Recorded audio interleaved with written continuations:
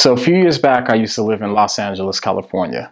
All right. And while I lived out there, all kinds of weird stuff happened to me. But this is probably one of the weirder things that happened to me. And that says a lot. So I was at my girlfriend's apartment, which is now my wife. And I was at her apartment waiting for her to get off of work. And so while I was waiting, I got a phone call from one of her roommates that was downstairs. And she said, "Come downstairs right away. There's somebody that's in your car."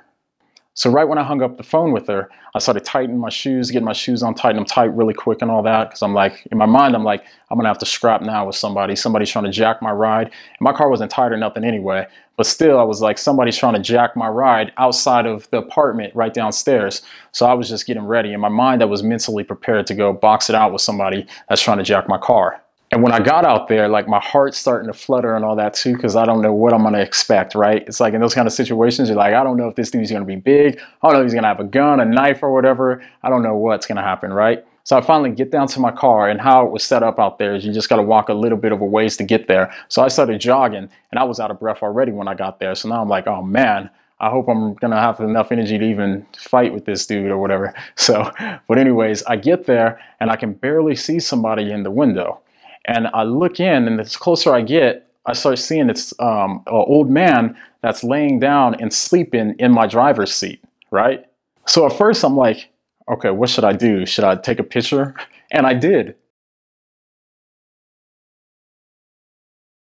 And then after that, I just opened my door, and then I kind of like, nudge the guy a little bit to wake him up. I'm like, yo, you're sleeping in my car. And he wakes up and he's like, oh, I'm sorry. And right away, when I opened the door, I could smell him. He smelled like salt and pepper is the only way I can explain it. But it wasn't like a good smelling salt and pepper. It was like an old man diaper salt and pepper smell. So he's trying to get out of my car, but each time he sits up, he keeps falling back. So he's kind of doing this, and then he doesn't have enough energy. He keeps falling back, and he keeps trying. So then it's kind of awkward. So I have to go try to like wrap my arms around the dude to try to help him out of my car. Not to mention that now my nose is in an even closer proximity to the salt and pepper smell. So as I'm pulling him out of the car, I start noticing that he's really short. And then when I finally got him all the way out the car, I noticed that he's a midget. And while he's coming out the car, he starts mumbling something about he escaped out of prison and he's with his friends, but he can't find his friends anymore, something like that. So after I close the car door, he takes my arm and he throws it around his shoulder and he says, "Okay, let's go."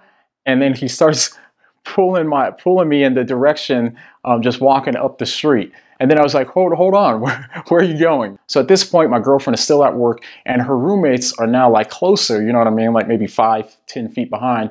And they're just like taking pictures and kind of videoing because they think it's funny. And then we're contemplating like, well, what do we do? Do we call 911 or we don't really know what to do, right? And actually, now that I think about it, I can't remember if they called 911 or they just called an ambulance or something like that. But anyways, an ambulance shows up and then two guys hop out. And then one of them just hops out and he goes, "Oh, him again. Yeah. You know who that is, don't you?" And we're like, "No, he was sleeping in my car." Right? That's the only way I know him. And he smells like salt and pepper. They're like, "Oh, that's just Jerry. He's 96 years old and he's the last living member of the cast of The Wizard of Oz." And then we're all standing there like, what? So apparently we found out that he lived in an assisted living home that was just right down the street and he broke out, which means they probably need to update their security or something like that. But he broke out and then he found his way into my car and took a nap. Suddenly, the breaking out of prison thing made a whole lot of sense. If I could have, I would have been like, "Keep going, buddy, keep going." This was on July 7th of 2013. And since then, he's recently passed away. If you lived in LA and you had a really weird experience, go ahead and talk about it down in the comments below. Anyways, thank you guys for listening to my story, and I'll talk to you guys soon.